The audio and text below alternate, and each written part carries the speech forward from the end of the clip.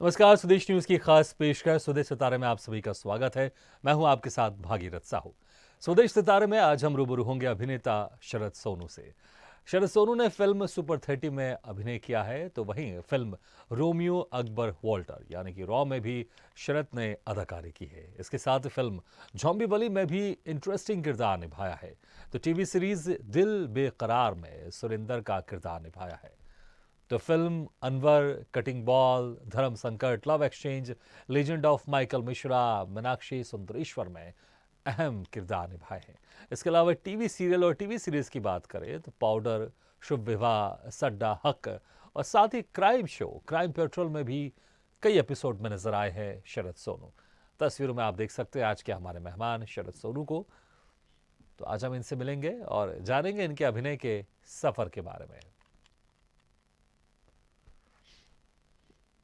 तो कई इंटरेस्टिंग किरदार निभाए हैं शरद सोनू ने और आप तस्वीरों में देख सकते हैं आज के हमारे मेहमान शरद सोनू को।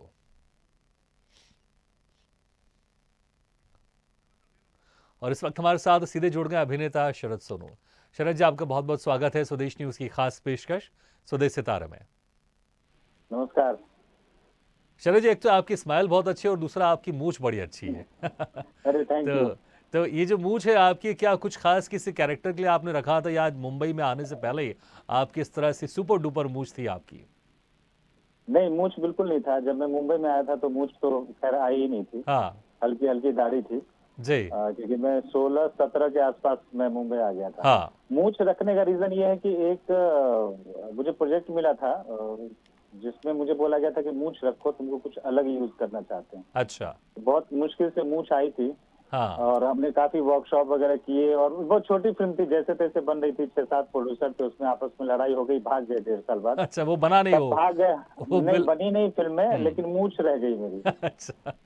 मैंने मैंने और मैं जिक्र मुझसे इसलिए कर रहा हूँ इससे हमारे आपके इंटरव्यू की शुरुआत, क्योंकि अक्सर आपने देखा है कि जो कलाकार होते हैं अपने आप को डिफरेंट दिखाने के लिए कुछ ना कुछ डिफरेंट गेटअप लेते हैं। एक कलाकार हमारे साथ जुड़े हुए थे, गेस्ट हमारे साथ जुड़े थे, उन्होंने अपनी दाढ़ी रखी थी बहुत लंबी। और जब से उन्होंने अपनी दाढ़ी रखी थी लंबी तो उनके पास बहुत सारे काम थे पहले के मुकाबले। तो जैसे आप हमारे साथ स्क्रीन में आए तो आपकी मूछ बिल्कुल ज़बरदस्त तरीके से झलक रही थी। तो मैंने कहा आपकी मूछ से ही शुरुआत करें। अमिताभ बच्चन ने भी कहा था कि मूछ नहीं तो कुछ नहीं, ऐसी कोई शायद कोई सी एक फिल्म थी उनकी। तो जो भी संवाद था, लेकिन ऐसे बड़ा इंटरेस्टिंग संवाद था वो। अच्छा, तो ये हाँ, शुरुआत कैसे हुई? मैं मुंह से मैंने शुरुआत की, लेकिन आपके अभिनय की शुरुआत कैसे हुई? क्योंकि आपने कहा 17-18 साल की उम्र से आप मुंबई में आ गए थे, तो इतनी हाँ। कम उम्र में आपकी पढ़ाई भी पूरी नहीं हुई होगी। तो कैसे अंदर क्या एक जज्बा था कि आप इतनी कम उम्र में चले गए मुंबई आप? ये तो शुरू से ही था। एक्चुअली मेरे घर में माहौल बिल्कुल पढ़ाई का था। हाँ लेकिन जितने भी मेरे घर में लोग हैं, चाहे मेरे मम्मी पापा या दादाजी, जी। कहीं ना कहीं एक अंदर एक उनके आर्ट था। जैसे मेरे दादाजी बहुत ही अच्छे स्टोरी टेलर है, मेरे हम्म। पापा बहुत अच्छे स्टोरी टेलर है, मेरी मम्मी बहुत अच्छा गाती है, मेरा छोटा भाई कमाल का गाता है। तो ये क्या कहीं ना बात है। कहीं, हाँ, लेकिन फिर भी सब ना माहौल वही था। हम्म। पढ़ाई लिखाई वाला, सब साइंस और मैथ वाले थे। हाँ। तो वो एक अंदर एक ब्लड में थोड़ा सा था कि मुझे करना है। और यहाँ मुंबई इतनी कम उम्र में आने का रीजन सबसे बड़ा ये था कि मैं पटना में 10+2 करता था। जी। और वहीं पे एक इप्टा थिएटर ग्रुप है, जहाँ सबसे पहले मैंने वहाँ पे नाटक देखा था प्रोफेशनल, हाँ। कालिदास रंगालय में। तो उससे मैं जुड़ा हुआ था। बहुत ज्यादा प्ले नहीं किए मैंने वहाँ पे, नुक्कड़ वगैरह किए, लेकिन मुझे बहुत मजा आता था। और काफी इधर उधर काफी पटना में काफी थिएटर सक्रिय है वहाँ पे। जी। तो मैं कई सारे ग्रुप के साथ करता था। वहाँ पे मीडिया के भी कुछ कुछ काम निकलते थे, कुछ ऐड बन रहे हैं, छोटे छोटे टेलीफिल्म बन रहे हैं, उसमें भी मैं भागता था जी। पागलों की तरह। तो किसी ने उस समय मैं बहुत बीमार पड़ गया था, बिल्कुल मरणासन स्थिति में आ गया था मैं किसी अच्छा। वजह से। तो मैं घर पे रेस्ट कर, 10+2 का एग्जाम हो गया था। हम्म। मेरा एक दोस्त है विनोद गया का, उसने मुझे फोन किया कि कैसा है तबीयत। मैं बोला कि ठीक है, मतलब बोला है 6 महीने का रेस्ट है, लेकिन 2 महीने हो गए, 2-3 महीने और काटने हैं। हम्म। तो रांची में ना ऑडिशन चल रहा है। हम्म। तो मैंने ऐसे मैं लेटा हुआ था, मैं उठ के बैठ बोला किसका है। तो कोई मनोज वाजपेयी का फिल्म है, और मनोज वाजपेयी का मैं पागल फैन। हाँ। मैं बोला कि चलते हैं। घर पे मैं कैसे भी झूठ बोल के कि नहीं, पटना में मेरा पढ़ाई रुक रहा है, आईआईटी का तैयारी करना है, ऐसे थोड़े घर पे रह के हो सकता है। हाँ। तो मैं गया वहाँ पे। पापा मेरे रेलवे में है, तो पास मिलता है उनको। तो वो एक पास हमारे पास भी होता था। हाँ, तो वो ले करके और हम और वो दोनों रांची गए ऑडिशन देने के लिए, चुपके से, किसी को बताया नहीं था। जी।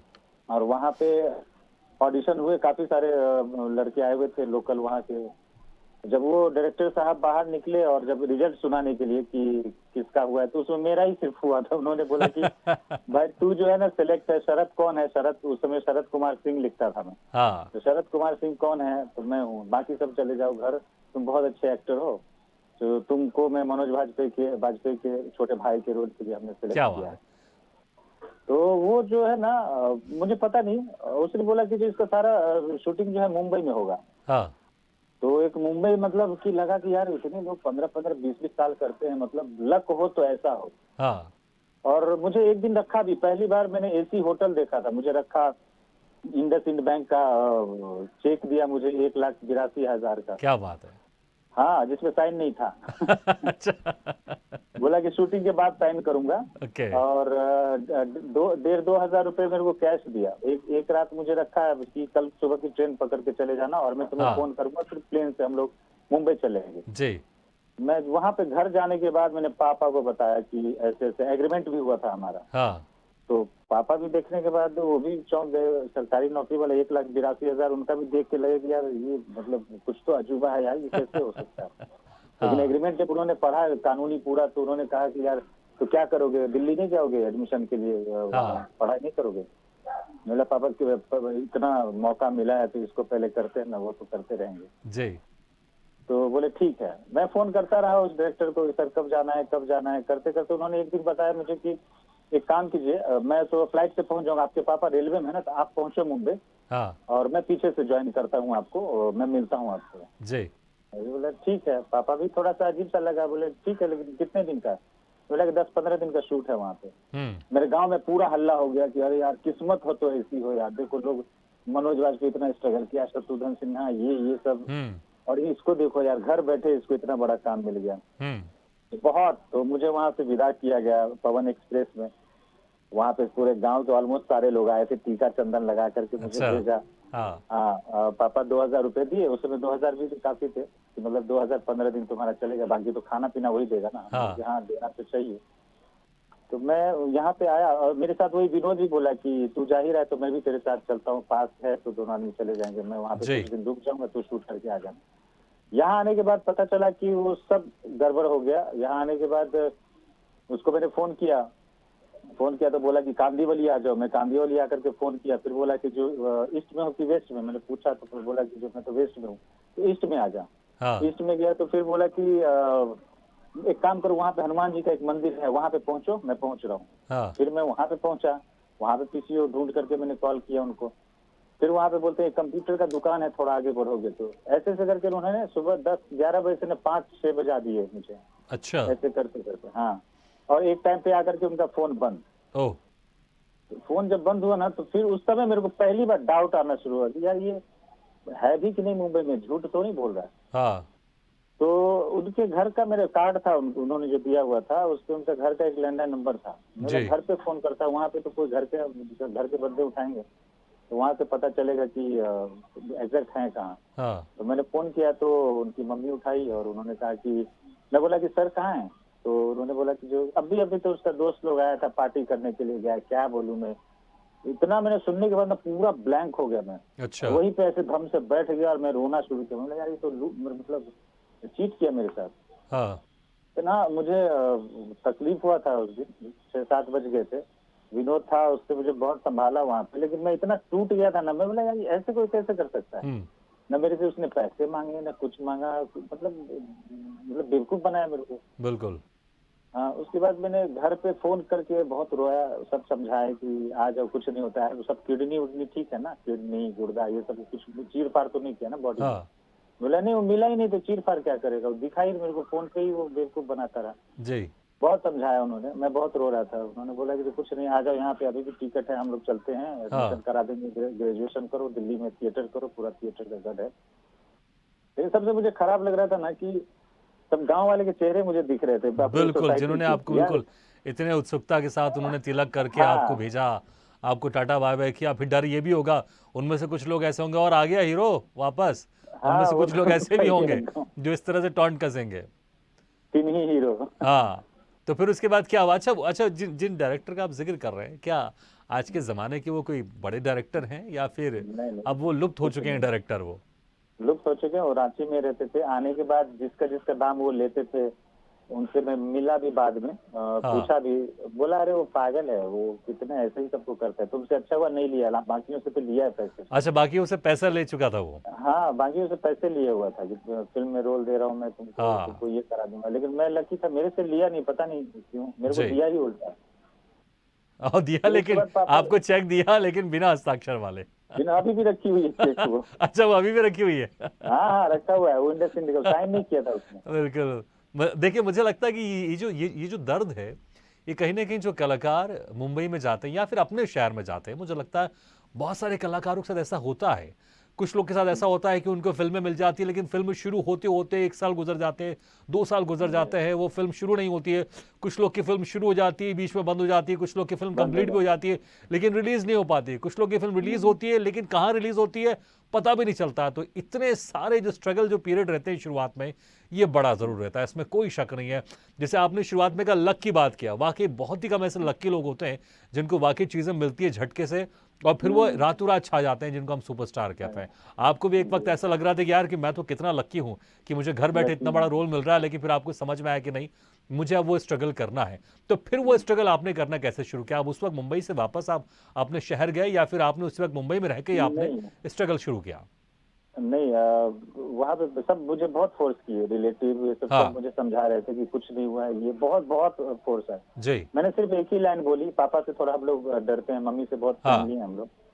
तो मैंने सिर्फ पापा को इतना ही बोला कि अब तो नहीं आऊंगा मैं, अब अच्छा। कुछ जब तक बड़े पर्दे पे देखूंगा नहीं, नहीं आऊंगा मैं। अच्छा, ये और कौन से साल की बात होगी ये?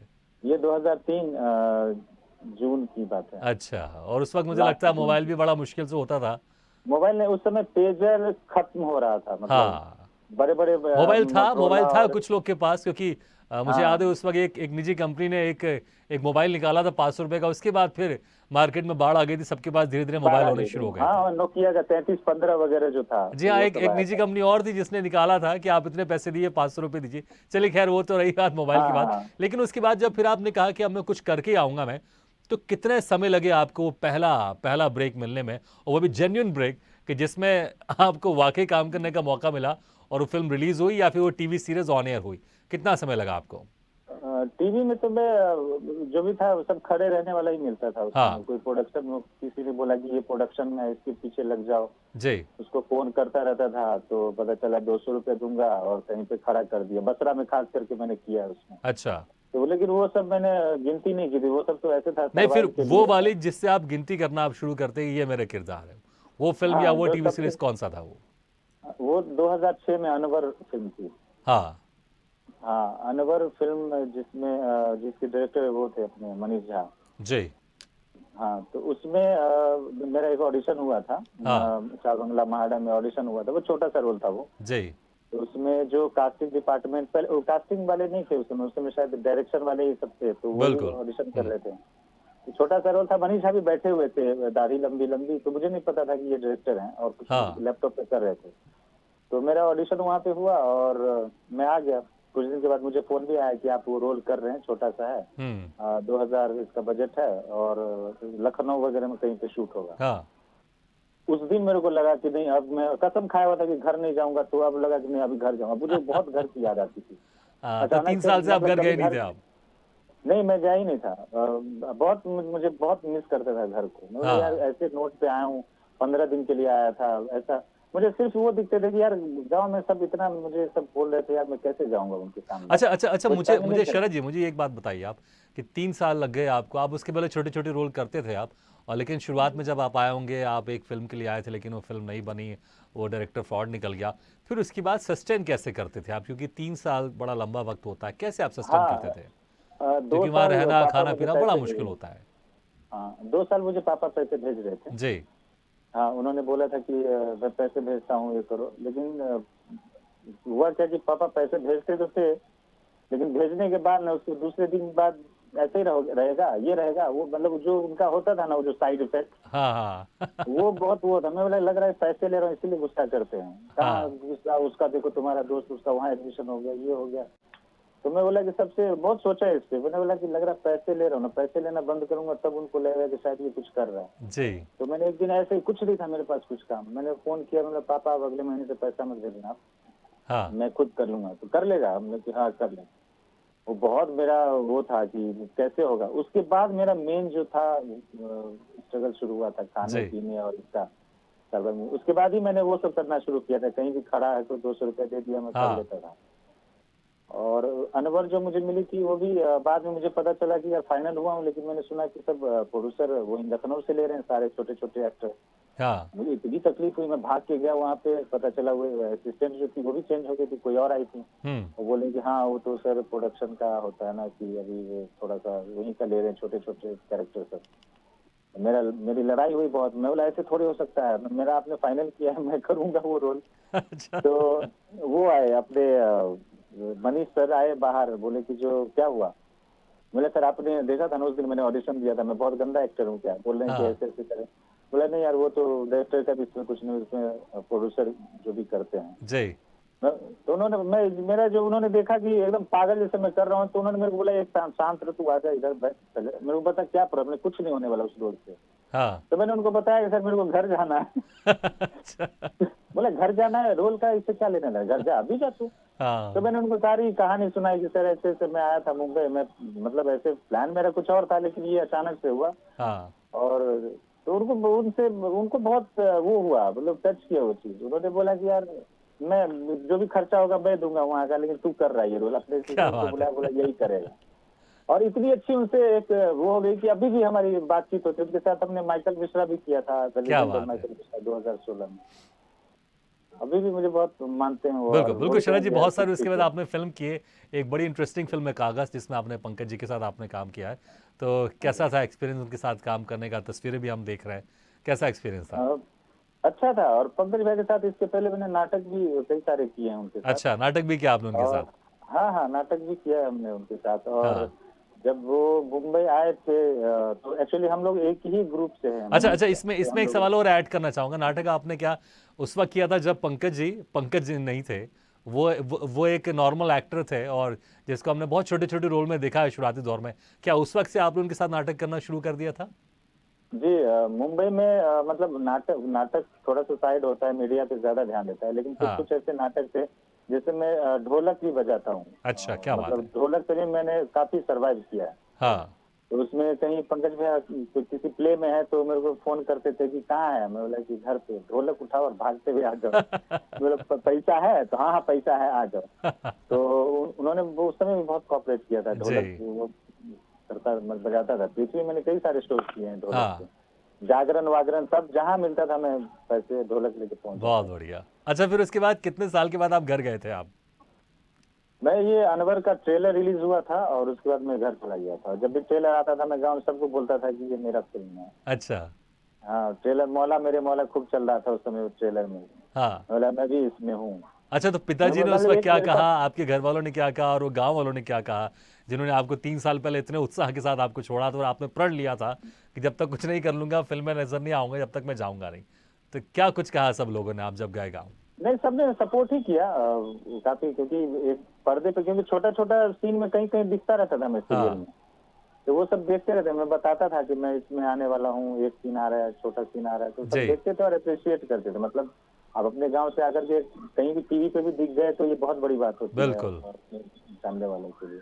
बिल्कुल। तो काफी अप्रिशिएट करते, अभी भी बहुत कॉपरेट करते हैं सब। जी। वो अच्छा था कि मैंने सोचा हाँ। कि भाई कैसे जाऊंगा।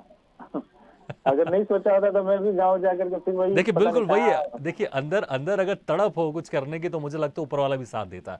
अगर वो हाँ तड़प आपके बिल्कुल। अंदर नहीं होती, तो वो आप डायरेक्टर के सामने जाहिर नहीं करते, और फिर वो जो रोल आपको मिला था फिर बाद में आपको नहीं मिला था, फिर से आपको वो रोल मिल गया। मुझे लगता है वो आपकी तड़प के हाँ कारण, आपकी शिद्दत के कारण, और यही होना चाहिए कि जो आप पाना चाहे आप उसमें शिद्दत से आप कोशिश करें, वो मिलता ज़रूर है। अच्छा, आपने सुपर 30 भी की, आपने बड़ी फेमस फिल्म है, ऋतिक रोशन उसमें मुख्य कलाकार थे।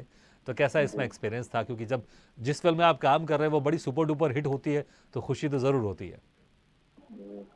सुपर सिटी का 30 का अच्छा एक्सपीरियंस था। हाँ।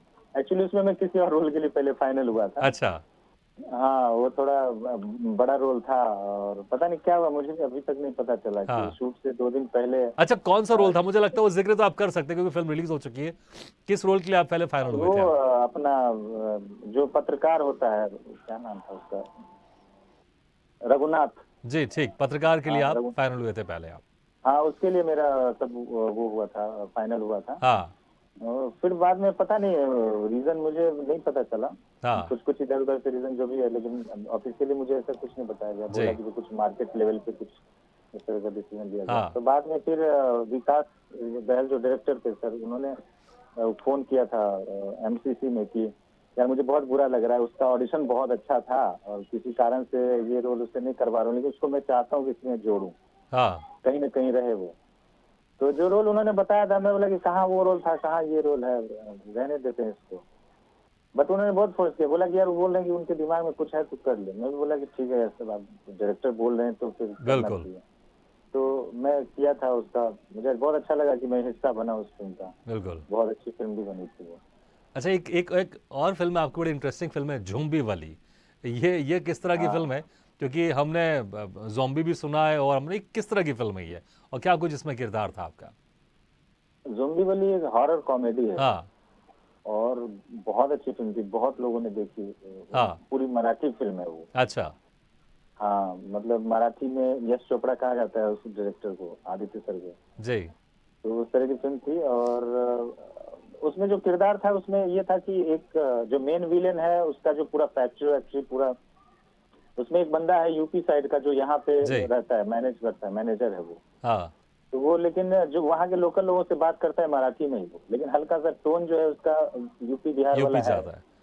हाँ, तो वो था। तो भरत ये अपना संजीत भाई हैं उसमें, उन्होंने मुझे फ़ोन किया था लॉकडाउन के टाइम में कि हाँ। एक रोल है अच्छा-सा, तो अच्छा, करना। तो मुझे ये फ़िल्म क्या मुझसे लॉकडाउन के समय शूट हुई है फ़िल्म ये? हाँ, हुँ। लॉकडाउन के टाइम मतलब खत्म हो रहा था लॉकडाउन, अच्छा, उस टाइम में हाँ, किया था। और जी। इस तरह की फ़िल्म जिसमें हज़ारों हज़ार ज़ोंबी हैं, हाँ। मतलब बहुत डिफ़िकल्ट था उसमें करना, ज़ोंबी खा रहे हैं उसमें और डिस्टेंस मेंटेन के लिए कहा जाता था, लेकिन इतने हम लोग, लेकिन बहुत प्रोडक्शन पूरा सब सेफ्टी के साथ जी। सब उन्होंने शूट किया था। बिल्कुल। अच्छा शरद जी, जैसे आपने पहले ज़िक्र किया कि आपने तबला भी बजाया कई कार्यक्रमों में, तो मुझे लगता है आप तबला बजाते हैं तो कुछ गाते भी ज़रूर होंगे आप। क्योंकि जो भी इंस्ट्रूमेंट बजा रहा था कुछ ना कुछ गुनगुनाता ज़रूर है। तो पहले हम चाहेंगे उसके पहले अगर कोई आपको कोई संवाद ऐसा याद हो जो आपके थिएटर से जुड़ा संवाद हो या फ़िल्म से जुड़ा संवाद हो, टीवी सीरीज़ से जुड़ा संवाद हो और उसके बाद अगर आप कुछ गुनगुनाते हैं तो हम आपसे एक आध गाना भी सुनना चाहेंगे। मुझे लगता है दर्शकों को बड़ा अच्छा लगेगा क्योंकि जो इंस्ट्रूमेंट बजाता है वो गुनगुनाता ज़रूर है वो। अ, गुनगुना ही देता हूँ, संवाद मतलब बिल्कुल, ऐसा ठीक है, तो मुझे लगता है इससे अच्छी बात नहीं होगी फिर। वैसे मैं जब बजाता हूँ तो एक बजाने के साथ मुझे गाना हो नहीं पाता है। अच्छा, अच्छा। हाँ, तो एक ही गाना, जहाँ कोई बोलते हैं तो एक ही गाना मैं गाता हूँ। बिल्कुल,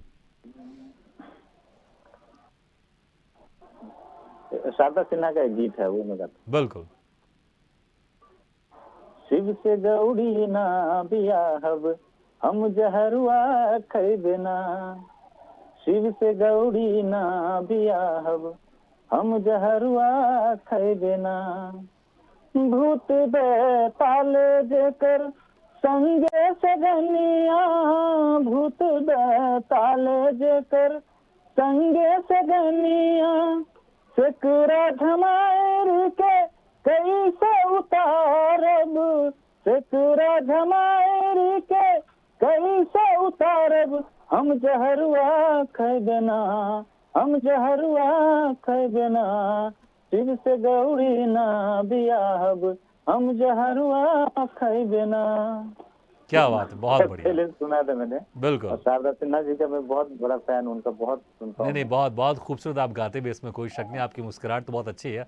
बहुत खूबसूरत आप थैंक गाते यू। भी हैं और जो आपकी शुरुआत की स्टोरी है, वाक़ई बड़ी ज़बरदस्त स्टोरी है।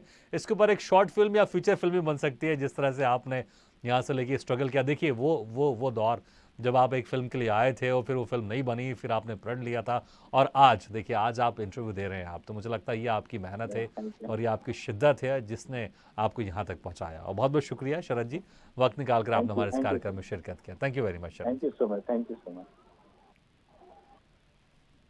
तो स्वदेश सितारे में आज हम रूबरू हुए अभिनेता शरद सोनू से। अगली बार हम फिर किसी शख्सियत से मुलाकात करेंगे, तब तक ले दीजिए इजाजत। लेकिन खबरों का सिलसिला लगातार जारी है, आप देखते रहिए स्वदेश न्यूज, सबसे पहले देश।